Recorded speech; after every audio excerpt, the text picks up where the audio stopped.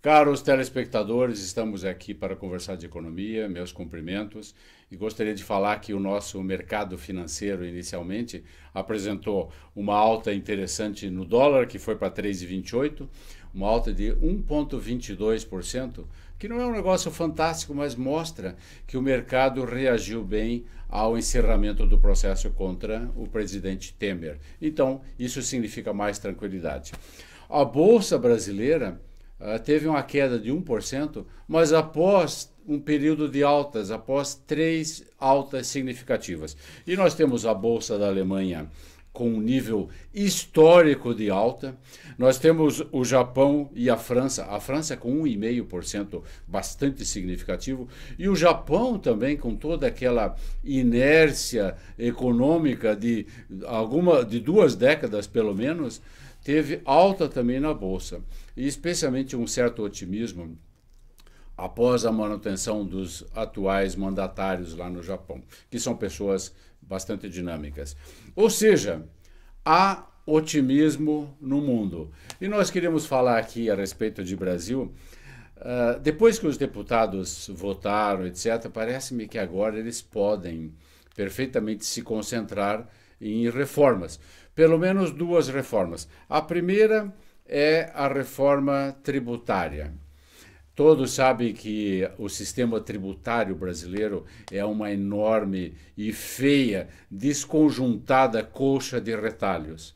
E o que os deputados devem fazer é o que nós desejamos que eles façam, é trocar essa colcha de retalhos por um bom e moderno e bonito edredom. Vamos ver se isso é possível. Mas tem uma questão bem mais difícil, que é a reforma da Previdência.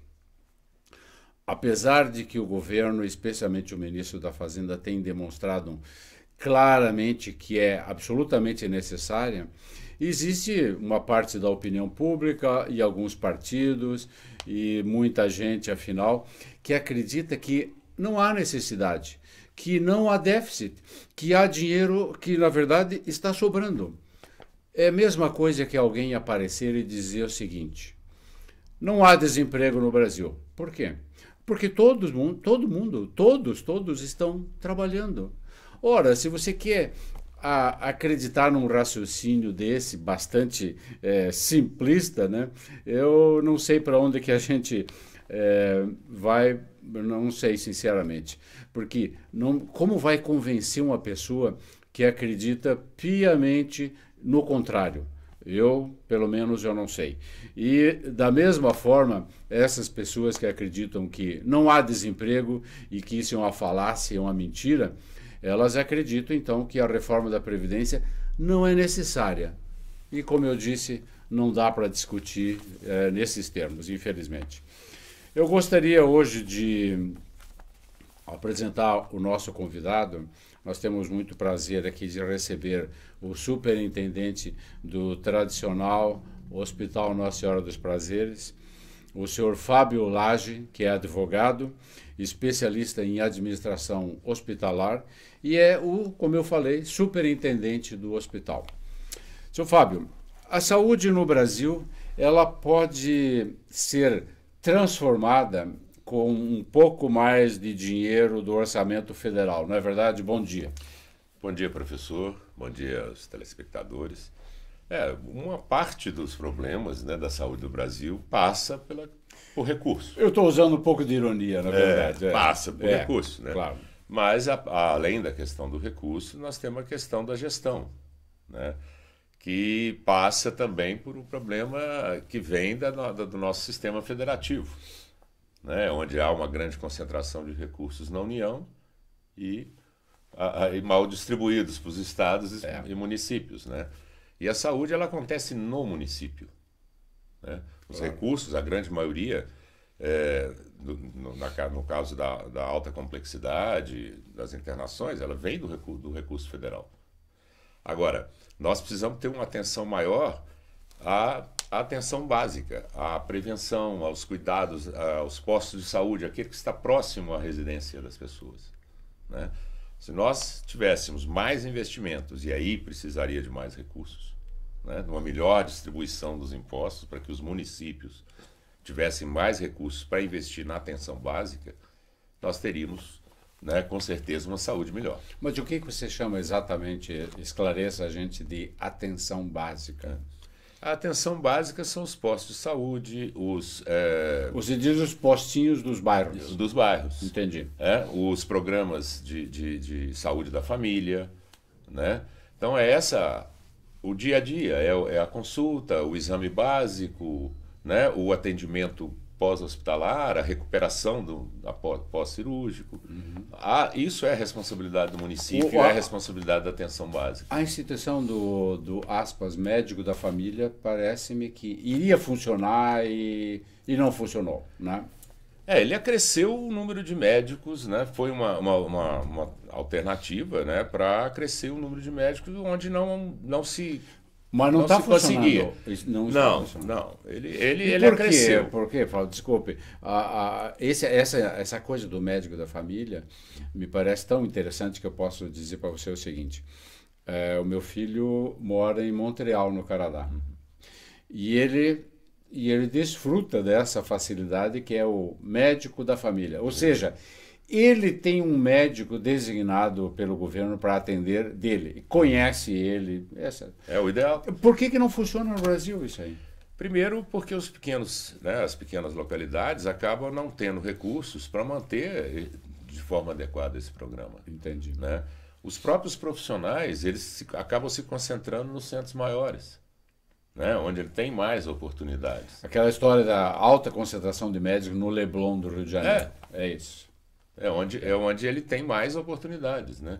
O pequeno centro, às vezes, ele vai ter o emprego da prefeitura, mas tem pouca mais oportunidade de se desenvolver, inclusive profissionalmente. Então ele busca os centros maiores.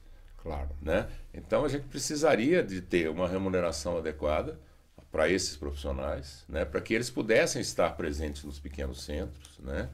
E também tivessem condições de se desenvolver profissionalmente, né? Ele não pode também se estagnar.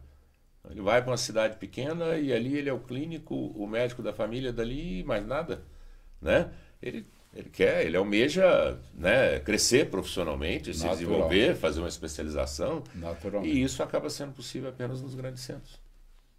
É uma situação. Por que então essa sensação que o tempo passa, os anos vão passando e essa crise da saúde brasileira nunca acaba, jamais termina? Até a gente chega a pensar que a crise até beneficia politicamente algumas pessoas, porque elas se aproveitam dessa situação que, na verdade, mais para o norte do país, é uma situação que a gente poderia facilmente classificar de terrível, não é mesmo? Professor, se eu imaginar, a partir de Santa Catarina, né, você tem uma condição de saúde pública aqui que é completamente diferente do que você encontra no Nordeste. Nós não temos aqui gente morrendo nas filas no hospital. Não temos. E é uma grande diferença, né? Uma morte, né, por falta de atendimento, né, isso não ocorre. Agora, quando você vai para o Nordeste do país, não precisa ir longe, vai para o Vale do Jequitinhonha, em Minas Gerais.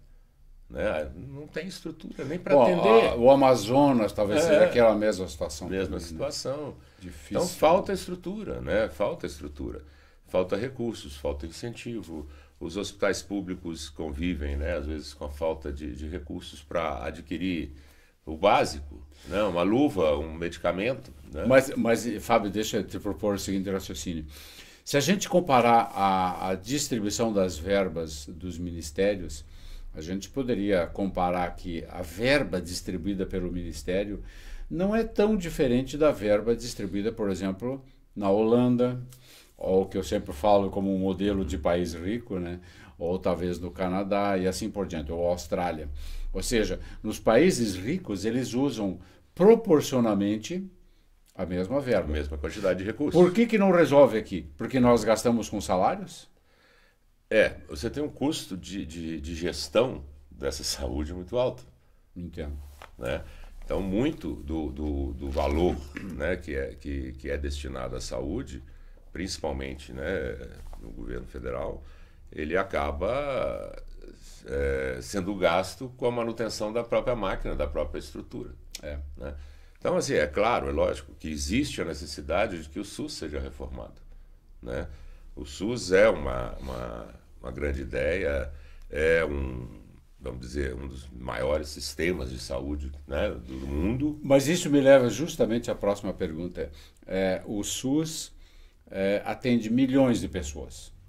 Bom, e como tal, ele às vezes elogiado e às vezes é altamente criticado. Né? Qual é o argumento correto, na sua opinião, Fábio? Seria contra o SUS, ou uma instituição falida, ineficiente, burocrática, ou a favor do SUS, porque atende milhões de pessoas, ao contrário de muitos países, que não têm esse sistema, né? O que você acha? Professor, eu tive a oportunidade de participar da 8ª Conferência Nacional de Saúde em 1986, que criou o SUDES e, após a Constituição de 88, deu origem ao SUS. Né? A ideia é fantástica, né? É um sistema que trate de forma igualitária, integral, a saúde de toda a população. Quer dizer, é um direito, né, do cidadão e é um dever do Estado. A ideia é fantástica. Né? Agora, temos todos os problemas estruturais que nós temos nesse país, temos toda a questão da falta de recurso, infelizmente. A gente tem convivido aí com esses desvios, né, todos que têm acontecido. Quanto dinheiro deixou de ir para a saúde para enriquecer alguns determinados indivíduos. Né? Isso é triste, é absurdo, é a doença da nossa sociedade. Mas o SUS é uma grande ideia. Ele precisa ser reformado? Precisa. A integralidade, né, eu dou tudo, isso é algo que não existe em lugar nenhum. Tudo tem limite. Claro. Né? Não se pode ver o individual em prejuízo do coletivo. Então, no momento em que se judicializa, em que uma pessoa consegue, às vezes, um tratamento experimental, né? em que se despende milhões para poder pagar para uma pessoa, né? Milhares deixam de receber, às vezes, um medicamento. Perfeito. Né? Então, essa integralidade ela tem que ser revista. O igualitário, eu acho que tinha que ser trocado por equidade. Né? É tratar as pessoas de acordo com as suas condições. Okay. Se eu posso pagar um pouco, por que não pagar?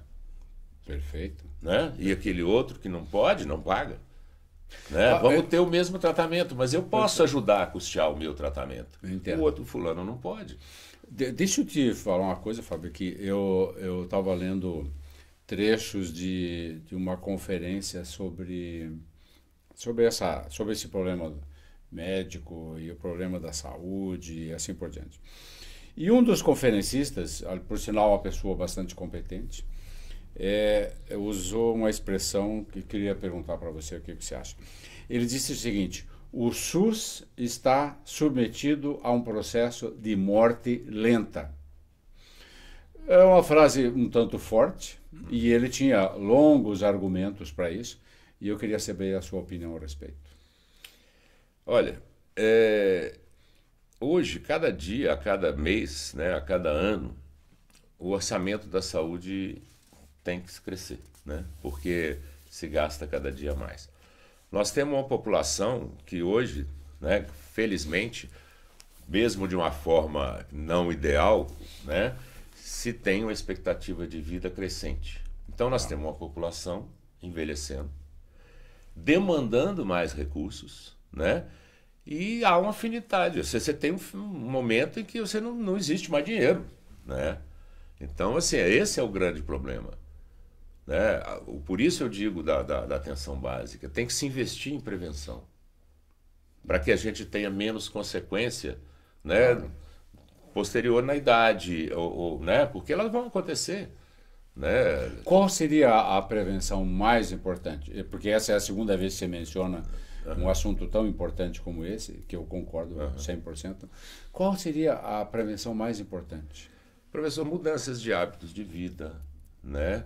Tais como? Tais como parar de fumar, claro. né? reduzir entendi. a obesidade, Tá certo. ter uma alimentação mais adequada, né, para que a gente chegue lá na nossa idade, né, já numa condição melhor do que a gente tem chegado. Porque vamos chegar a 80, 90, 100 anos, É claro. né, e que vamos demandar recursos. Mas esses não seriam, digamos, me perdoe se eu pareço sarcástico, hábitos de país rico? A obesidade. Porque, obesidade, por exemplo, ou falta de exercício físico, né? Agora, ou comer mal, por exemplo, comer McDonald's da vida, né? Essas coisas. Tudo isso, né? A vida moderna acabou nos levando a tudo isso, né? Você não tem tempo para almoçar, você vai no fast food e come. Claro. Um sanduíche está resolvido. É né? verdade. Então, são consequências também da vida moderna, né? Hoje a gente está no WhatsApp, né? E já não faz uma caminhada. Exatamente. Já não joga uma bola na rua. O menino não joga uma bola na rua igual a gente fez na nossa infância, né? Então são consequências da vida moderna. Agora, isso tudo tem um preço e ele vai ser cobrado. A medicina, os avanços, né, da ciência têm nos levado a viver mais, né? Mas agora a preocupação é que a gente possa viver mais, mas com qualidade. Né? Nós podemos chegar numa idade elevada, 80, 90 anos, mas numa condição de saúde boa. Né? Se continuarmos com os mesmos hábitos, as mesmas maneiras, né, do passado, nós vamos ter um problema de saúde pública aos 70, 80, 90 anos. Hoje, pela essa exigência da vida moderna, as pessoas, né, têm um derrame hoje muito mais cedo, né? Tem um AVC muito mais cedo, infartam muito mais cedo. Né? Não se falava no passado, é difícil você ver uma pessoa com AVC, né, com menos de 50 anos, 60 anos. Hoje, pessoas com 30 e poucos, 40 anos. E mulheres. Mulheres. E mulheres, né? que é impressionante. Mulheres. Então, É. que é uma coisa que nem fazia parte quase né, da discussão anteriormente. Então aí, né, tendo um AVC, 30 e poucos anos. Né? A gente vê isso no nosso dia a dia. Né? Na nossa região aqui, até em função do frio, nos períodos de maio a setembro, que são os nossos meses mais frios, nós temos um aumento dos casos. Né? Então, a gente acompanha e vê isso dia a dia no hospital. Cada dia mais jovens chegando. E isso que você está descrevendo seria alguma coisa relacionada com o padrão de país desenvolvido? Eles estariam também na mesma situação? Hoje o AVC é mundial. Né? E câncer? Câncer é mundial. O infarto do miocárdio é mundial. Obesidade é mundial. Uma praga, né? Mas sabe que tudo isso é a mudança de estilo de vida das pessoas. Você sabe que eu vi nos Estados Unidos cenas inacreditáveis. Por exemplo, pessoas tão obesas que não conseguiam entrar num ônibus. Elas eram tão corpulentas, né, tão pesadas que não conseguiam subir no ônibus. Né? A não ser com ajuda. Com ajuda atrás e na frente. Né? Que é um negócio extraordinário. E aqui nós estamos começando a ver pessoas assim. Pessoas... mulheres com 90 quilos, por exemplo. Homens de 140 quilos. Eu tenho um amigo de 140 quilos. Eu tenho uma amiga de 90 quilos. Né? Eu acho que são quase como novidade, né, que estão surgindo. Mas você acha que prevenção com educação dá para melhorar isso? Dá, eu acho que é o caminho. É o caminho. Porque a curativa só... Desculpe, que espécie de educação? Como é que você faz isso? Bom, eu acho que tem que começar na escola, na família, né, nos postos de saúde, o médico de família, o investimento, né, mais forte no médico de família, que é o que você disse. Né? Ele te conhece, ele te acompanha no dia a dia. Tá certo. Né? Se você tiver essa segurança, lógico, não é que vai impedir que você procure um especialista. Mas é através do médico da família que você vai ser direcionado para o especialista certo. Entendo. Porque ele te conhece. Entendo. Ele acompanha o seu dia a dia. Então, esses médicos eles têm que ficar mais tempo na comunidade, ele tem que estar presente ali no posto, não pode trocar todo dia, né? Hoje ele está no posto tal, ali na semana seguinte ele já foi embora, foi para outra cidade, já veio outro doutor. E você acha que a quantidade pode impedir isso? Deixa eu explicar o que eu estou perguntando. A instituição médico da família, que eu espero que seja utilizada um dia, né, com toda a força, pode ser mantida com grandes quantidades de pacientes?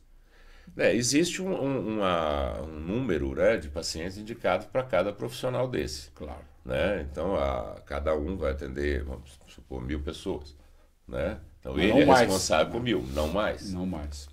Então, tem que ter mais profissionais e mais profissionais dedicados. Né? E razoavelmente, decentemente remunerados. Remunerados, claro. Com certeza. Deixa eu perguntar para você, Fábio, aqui no Estado, né, saindo do geral, etc., aqui no Estado nós podemos dizer que a crise da saúde não assume feições assim tão dramáticas quanto a gente vê, por exemplo, na televisão, os corredores e as portarias lotadas, etc. Nós não temos no Estado esse tipo de situação. Não, nós temos algumas questões que são pontuais, né? Mas não generalizado. Mas não, né? Portarias cheias, corredores amontoados. E não pessoas morrendo por falta de atendimento, né? Tá certo. Um caso eventual ou outro, infelizmente, acontece, né? Às vezes há um atraso no deslocamento, um atraso no atendimento que ocasiona isso. Mas são casos à parte, não é a regra geral. Porque nós não temos grandes metrópoles, seria isso? Ou porque o serviço é bom?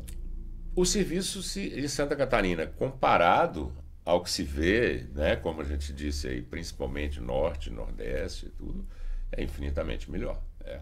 Com certeza. Infinitamente é um bom... É um bom termo. Sim. É um bom termo para isso aí. O Estado agradece isso infinitamente, né? E quando a gente sai do Estado aqui, e considerando, é claro, nós não temos nenhuma cidade com 2 milhões de habitantes, né? A maior que nós temos é Joinville, que deve estar com talvez 600 mil habitantes, e eu nunca ouvi queixas, etc. Joinville, o setor de saúde lá funciona muito bem, que eu saiba. Né? Muito bem. Muito bem. E aqui para a nossa região, você sabe que existe uma teoria econômica, aliás, muito antiga, que fala de polos de desenvolvimento e com uma cidade central. Você acha que Lages, pelo menos no ponto de vista da saúde, ela já tem um centro clínico de qualidade e de envergadura e que possa dar atendimento a uma região, digamos, com 20 municípios, mais ou menos a Amures, né? Você acha que pode ser isso? Ou já está acontecendo? Isso já acontece. Já acontece. Lages já é a referência de saúde da região serrana. Mas se você me desculpa um contra-argumento, Fábio, se ainda existe a impressão de que, mesmo que Lages tenha qualidade, um grande número de clínicas, muita gente prefere ir para a capital, por exemplo. Ou então prefere ir para um centro maior. Você acha que isso não mais se justifica? Hoje, na nossa região, o nosso déficit é na parte cardiológica, na cirurgia cardíaca. Na cirurgia cardíaca. Em relação ao SUS, por exemplo, nossa referência é Rio do Sul. O que nós fazemos aqui na região é apenas o cateterismo e a angioplastia. Nós não fazemos aqui na região cirurgia cardíaca. Entendo. Se diz transplante, coisa assim, correções. Troca de válvula, a revascularização, ponte safena, né? Claro.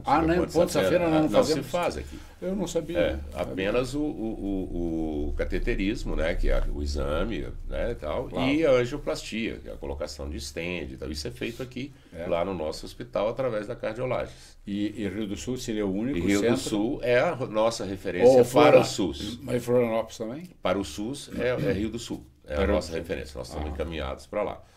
Nós hoje, por exemplo, nós somos, né, o Hospital Nossa Senhora dos Prazeres.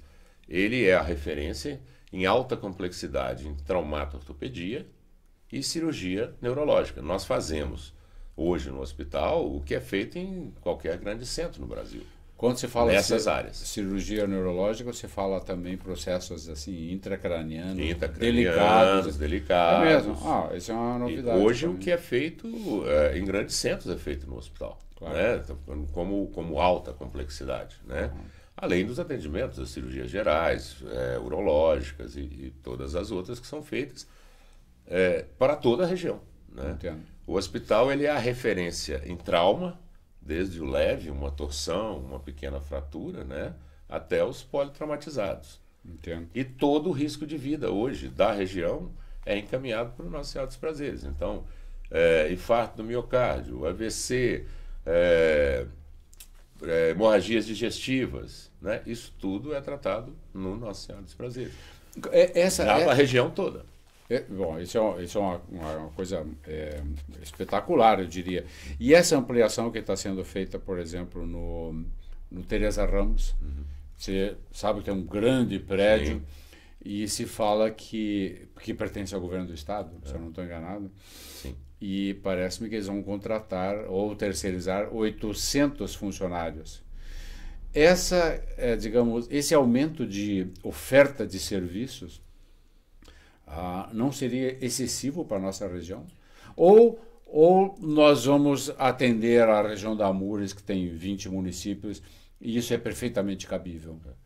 Olha, há uma necessidade, professor. Como eu disse, uma das ideias, pelo que a gente ouve dizer, é cirurgia cardíaca ser realizada. E poderia ser.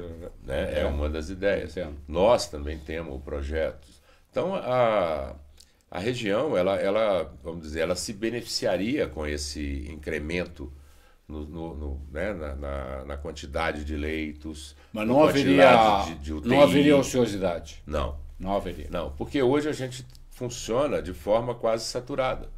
O Hospital Nossa Senhora dos Prazeres, por exemplo, está praticamente o tempo todo 100% ocupado. Nós temos uma UTI de 10 leitos, ela está sempre ocupada. Mas e em Curitibano, sabe, não tem um hospital regional? Tem um regional que provavelmente vai atender mais aquela região do meio-oeste, né? Não teria condição de atender aqui a região serrana e mais o meio-oeste, né?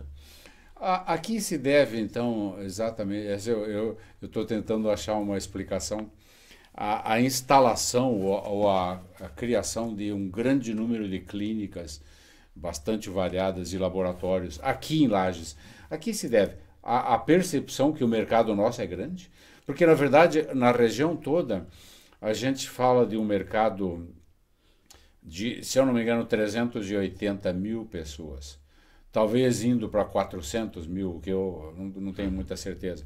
Mas 380 mil pessoas é um mercado considerável já, né? Bastante significativo. Esse é o atrativo para as clínicas se instalarem em Lages, né? Com certeza.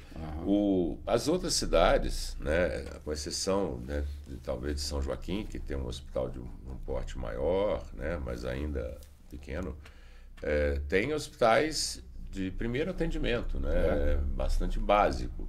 Claro. É um investimento também que teria que ser feito para talvez reduzir esse afluxo para Lages, né?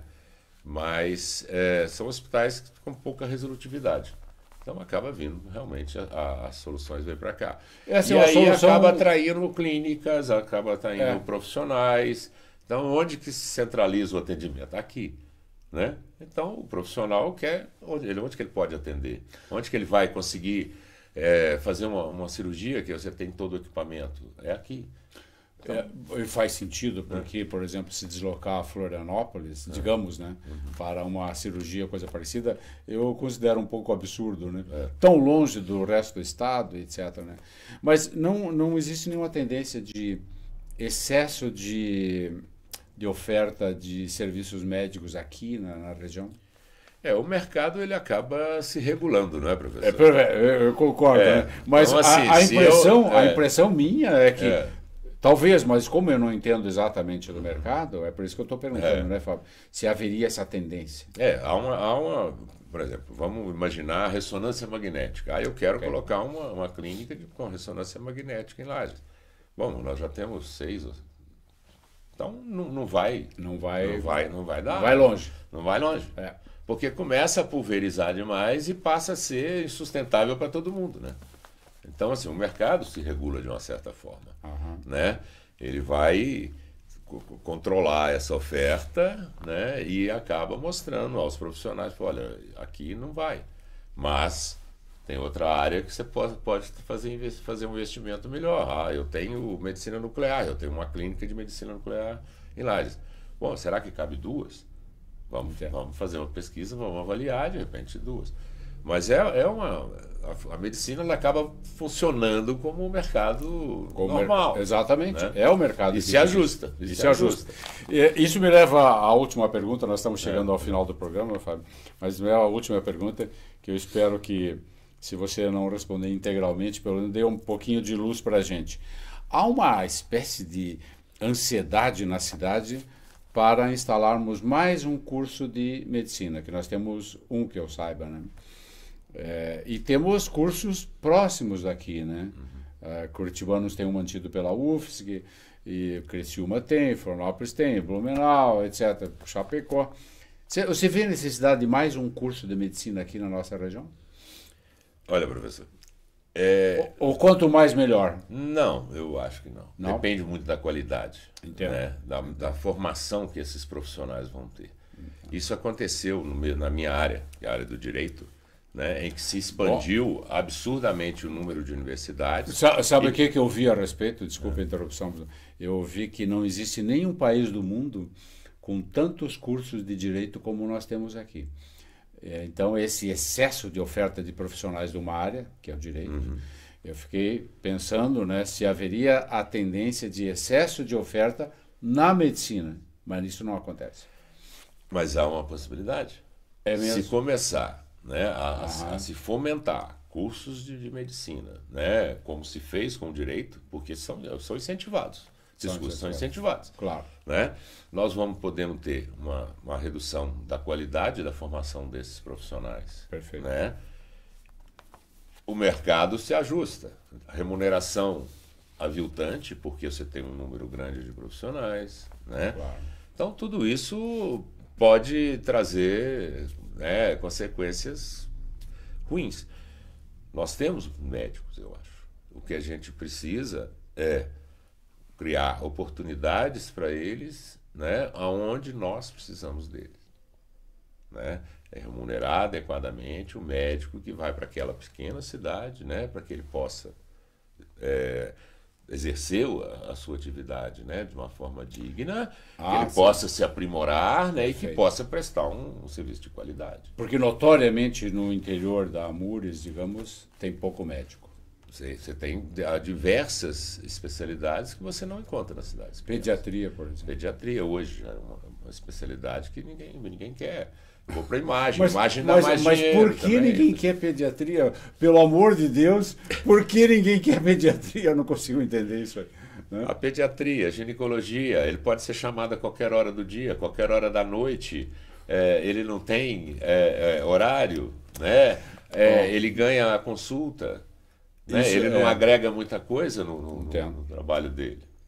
É uma coisa um tanto incompreensível, mas como você falou, né, Fábio? O próprio mercado dá jeito nisso aí. Jeito. Mas deixa eu fazer a última pergunta, Fábio, porque nós estamos estourando o tempo. Numa região metropolitana, ou nem tanto metropolitana, mas com 380 mil pessoas, caberia uma entrega, digamos, de 30, 35 novos médicos anualmente, além do que já se faz. É um volume grande. É grande. É um volume grande. É mesmo. Agora, mas se fosse melhor distribuído, o problema maior, eu acho que é a distribuição. Não a concentração em Lages. Não a concentração. Entendo. Nós temos cidades que você tem um clínico, mas se você precisa de um anestesiologista, não tem. Mas se o governo ou o Ministério da Educação, ou sei lá, o que fosse, exigisse, por exemplo, uma residência no interior, isso poderia ajudar. As universidades gratuitas, né? Nós temos as universidades federais em que o profissional se forma gratuitamente, com recurso dos cidadãos, claro, dos impostos. Seria interessante que ele, formado, tivesse um período de prestação de serviço à comunidade e devolvesse um pouco daquilo que ele recebeu. Perfeitamente. Isso acho que seria bastante viável. Né? Eu também acho. Fábio, nós chegamos ao final aqui do nosso programa e em 30 minutos tentamos discutir o universo, que é uma coisa bastante complicada. Mas eu queria agradecer muito a presença do senhor Fábio Lage, advogado, especialista em administração hospitalar, e o superintendente do Hospital Nossa Senhora dos Prazeres, o tradicional hospital da região. Muito obrigado, Fábio, você é sempre bem-vindo em nosso programa. Eu que agradeço, professor. Eu queria agradecer a audiência e convidar os nossos telespectadores para, se quiserem rever este programa ou programas anteriores, podem ir ao YouTube e digitar Imagem TV, vocês terão todos os programas disponíveis. Nós esperamos vocês aqui no nosso próximo programa, empresários, colegas professores, estudantes, curiosos e curiosas da economia. Nós aguardamos vocês aqui na semana que vem. Obrigado e até lá.